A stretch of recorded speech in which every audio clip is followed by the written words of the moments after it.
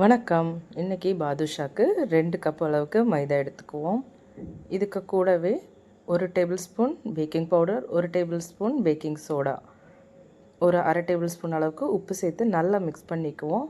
3 table spoon நெய் ஊற்றிக்குவோம். இதை நல்லா மிக்ஸ் பண்ணிவிட்டு 3 டேபிள் ஸ்பூன் தயிர் இதையும் நல்லா மிக்ஸ் பண்ணி விட்டுட்டு நல்லா தண்ணி தெளித்து சப்பாத்தி மாவு பதத்துக்கு மிக்ஸ் பண்ணி எடுத்துக்கோங்க. இந்த அளவுக்கு இருக்கும் டவ், பார்த்திங்கனாலே தெரியும். இதில் குட்டி குட்டி பால்ஸாக ரெடி பண்ணி இந்த மாதிரி நடுவில் ப்ரெஸ் பண்ணி விடுங்க.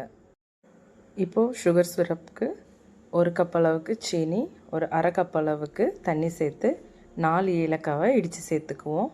இது நல்லா கொதிச்சா போதும். இப்போது பாதுஷாவை சிம்லேயே ஃப்ரை பண்ணி எடுத்துக்குவோம், நல்லா கோல்டன் ப்ரௌனுக்கு.